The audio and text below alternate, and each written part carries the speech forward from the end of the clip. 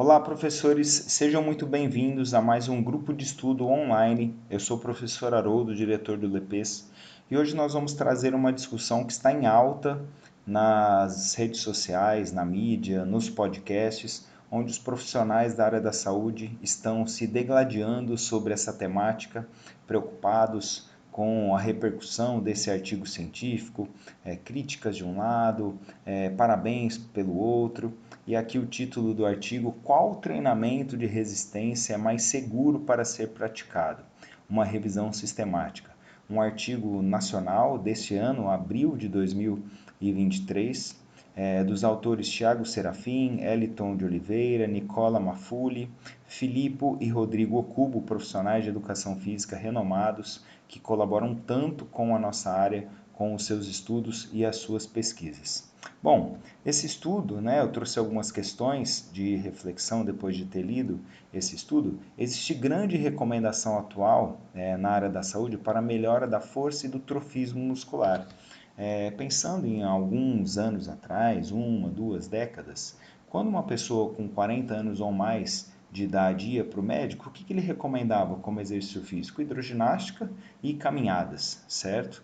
E os estudos, principalmente os estudos norte-americanos, as diretrizes da Organização Mundial da Saúde, do Colégio Americano de Medicina Esportiva, eles foram trazendo evidências de que o treinamento contra resistência, ou seja, com o uso de pesos, ele traz inúmeros benefícios muito maiores do que a caminhada e a hidroginástica.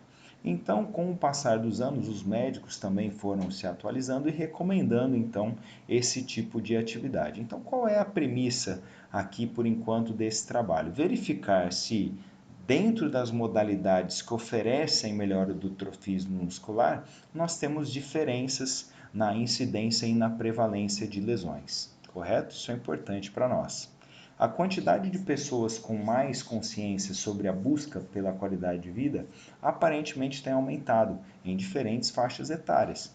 Então, hoje em dia, nós temos programas de televisão que falam sobre a importância da atividade física, todo jornal quer falar alguma coisa relacionada a ciclismo, musculação, atividade física realizada na praça, caminhadas em grupo e tudo mais, certo?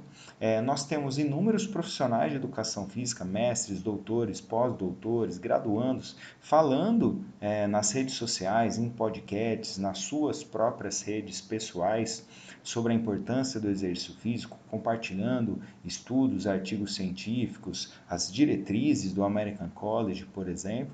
Isso tudo tem feito com que as pessoas que seguem esses profissionais tenham uma maior conscientização e, consequentemente, busquem a qualidade de vida frente a esses profissionais. A segurança, então, passa a ser um fator de importante observância em nossa área. Por quê?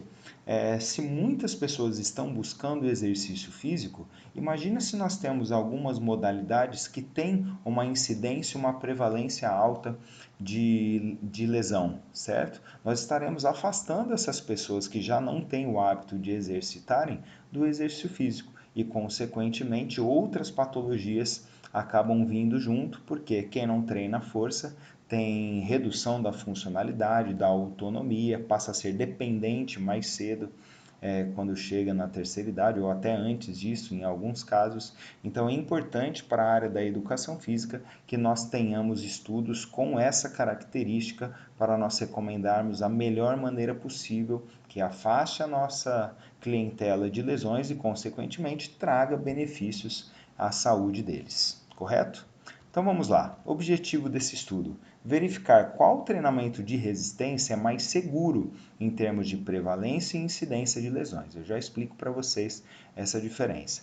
Além disso, averigou as características dos acidentados, o nível de gravidade das lesões e quais definições de lesões utilizam os estudos disponíveis. Métodos. As buscas foram realizadas nas bases de dados eletrônicas do PubMed, do Cochrane e Web of Science. Os termos Resistance Training, Strength Training, CrossFit, Weightlifting e Powerlifting.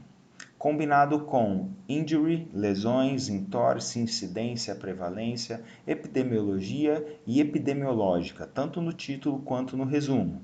A última busca foi realizada em março de 2023. Então, como eu falei para vocês, no começo, esse é um artigo publicado em abril de 2023. Eu estou gravando essa aula em outubro, vocês vão receber essa aula provavelmente em novembro de 2023. E a discussão está muito elevada. Por que está muito elevada? Porque os estudos encontrados, eles se diferem muito. Esse estudo é só com musculação, esse aqui é com crossfit e treinamento funcional de alta intensidade, esse aqui é com powerlifting e atletas de strongman, aquela competição de homem mais forte do mundo, onde existe uma dificuldade muito grande de encontrarmos artigos que falam sobre todas essas modalidades, certo? E esse aqui é um deles que buscou e infelizmente não conseguiu trazer um compilado de tudo em um artigo só, e é por isso que esse tipo de trabalho é muito importante para nós irmos somando alguns tijolinhos e construirmos um conhecimento maior daqui a alguns anos, certo? Bom, a pesquisa inicial resultou em 4.982 estudos, e eles fizeram todos os filtros, tudo que precisava ter nesses estudos, e chegaram somente a 28 artigos para a extração desses dados. A incidência de lesões apresentada nos estudos variou de 0,21 a cada 1.000 minutos, a 1.000 horas de treinamento, até 18,9 para 1.000 horas de treinamento. E a prevalência de lesões variou de 10% em algumas modalidades até 82%. Então, tanto a incidência quanto a prevalência foram bem elevadas aí em alguns casos. Na avaliação da qualidade do Strobe, que é uma ferramenta de qualificação dos artigos científicos, somente 5 artigos foram classificados como nível A, que é basicamente aquele artigo que você consegue ler e reproduzir ele na integralidade sem precisar mandar um e-mail para o autor, correto? Então você tem uma alta qualidade de informações ali, não fica com dúvida. 21 no nível B e 2 ainda no nível C, ou seja, a qualidade vai caindo dentro desses artigos científicos. E os resultados? Primeiro, a prevalência e a incidência. A prevalência determina a proporção de indivíduos que tiveram lesão em um determinado momento da modalidade.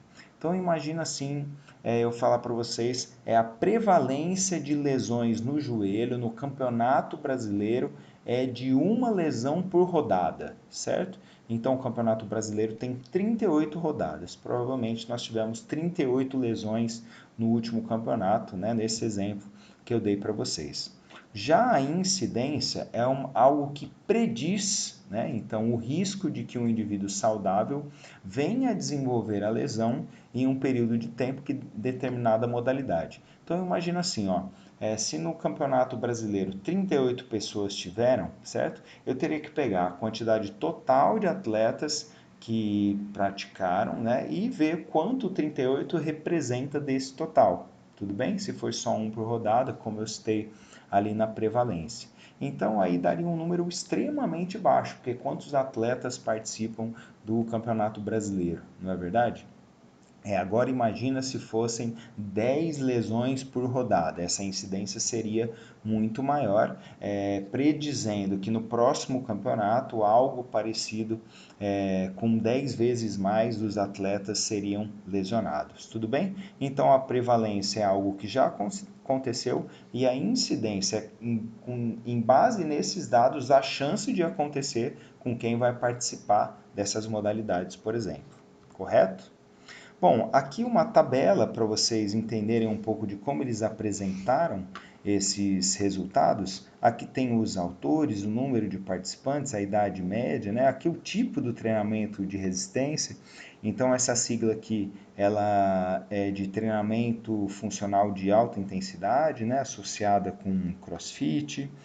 Aqui levantamento de peso, powerlifting, treinamento de força, musculação tradicional, competição de strongman e levantamento de força aqui mais uma vez. Aqui a tabela de incidência, né, por a cada 1.000 horas, a quantidade aqui de lesões, então a cada 1.000 horas, 210, por exemplo, nesse estudo aqui, e a prevalência, né, então de todos os praticantes, 12,8 tiveram lesão. Olha aqui embaixo o Strongman, por exemplo, a competição do homem mais forte do mundo, 82%. É uma prevalência muito grande. A cada 100 pessoas, 82 se machucavam, né? Para vocês entenderem aí esses dados. Bom, e ainda dentro dos resultados, nos estudos que eles encontraram sobre a musculação, né, o strength training tradicional, a cada 100 pessoas, 12,6 se machucavam. Entre 12 e 13 pessoas tiveram alguma lesão dentro desses estudos. O CrossFit já é um número alarmante, né? A cada 100 pessoas, 52, 53 tiveram lesões dentro desses estudos que foram encontrados. O powerlifting, um dado muito próximo, né, 56,6. Então a gente pode afirmar aí dentro desses estudos que mais da metade dos praticantes tem alguma lesão que tem que ser considerada. E na competição de Strongman, do homem mais forte do mundo, não sei se vocês já viram alguma vez, né, passa aí nas televisões, inclusive abertas, de vez em quando, onde eles carregam pedras muito grandes, arrasta caminhão, levanta algo extremamente pesado, enfim, é uma incidência, uma prevalência de lesão extremamente alta. O que a gente já pode ter aqui como referência? Ah, Haroldo, mas eu vou prescrever esse tipo de modalidade para qualquer pessoa que busca aqui, um senhor, uma pessoa de 40, 50 anos de idade, sedentária, eles podem fazer as outras modalidades.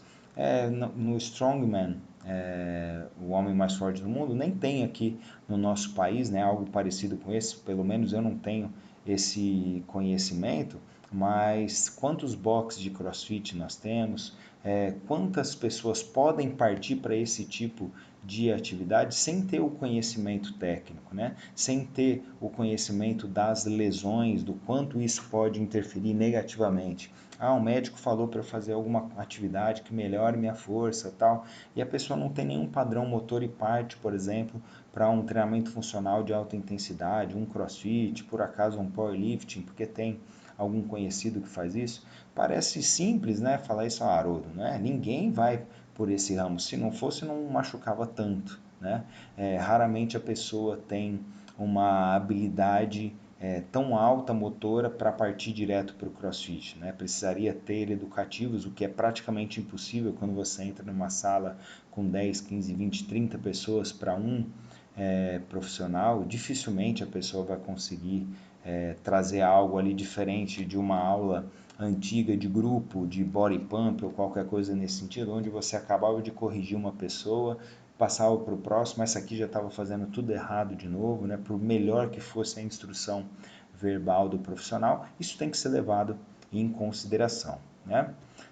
Conclusão do estudo, segundo os autores. Essa revisão sistemática mostrou que o treinamento de força tradicional, a musculação, é um método de treinamento de resistência mais seguro e o Strongman é o menos seguro em relação às lesões.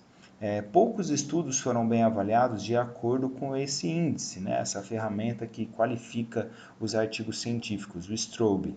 Além disso, poucos estudos foram publicados sobre alguns métodos de treinamento, né? Então, associando a musculação com o CrossFit, com o treinamento funcional de alta intensidade, e esses dois fatores, então, dificultam a generalização dos resultados. Então, como eu disse anteriormente, quando você não tem muitos estudos publicados relacionando essas atividades, a gente começa a aumentar a possibilidade de discussão. E aqui eu comento com vocês algumas postagens que eu vi de profissionais batendo nesse estudo, né? Que não dá para comparar a musculação, que não é uma modalidade esportiva, com o CrossFit, com o powerlifting, que são modalidades esportivas. E aí eu já discordo, porque quantas pessoas fazem o CrossFit pensando na competição, certo? e que passa a ser então uma modalidade esportiva. Assim como se a pessoa começa a fazer os levantamentos de peso dentro da musculação, ela partiu para o powerlifting, não é verdade?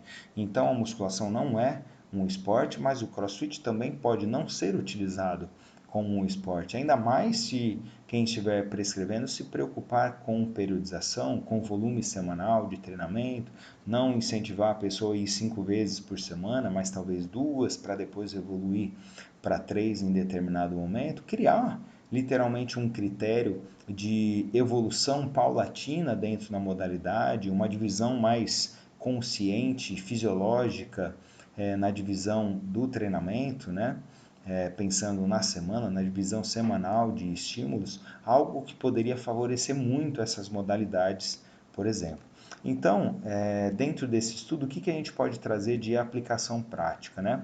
Por que aumentar a massa muscular é tão importante? Esse é o foco aqui do trabalho, né? Se a ciência, se a medicina, se a educação física, a fisioterapia, a enfermagem estão recomendando a atividade física que aumente a massa muscular, o tecido muscular, é tão importante por quê? Porque diminui a incidência de alterações glicêmicas, diminui a pressão arterial, diminui as dislipidemias, a perimetria abdominal, sabendo que a musculatura esquelética gasta entre 80% e 90% da glicose que nós consumimos. Imagina o sedentário que ingere o tanto de calorias que ingere e não tem o gasto, né? Começa a ter esteatose hepática por excesso de açúcar, pré-diabetes, diabetes, Alzheimer, tudo porque tem muito acúmulo de substâncias como o próprio açúcar nas células e parece que o treinamento de força veio para combater tudo isso. Basta ser muito bem prescrito dentro de um cronograma, né, uma evolução paulatina, preferencialmente por profissionais que trabalham de maneira individualizada ou no máximo com 2, 3 pessoas ao mesmo tempo para aumentar a possibilidade de intervenção com menos riscos para adquirir lesões, correto? Se melhora a força, todos podem realizar.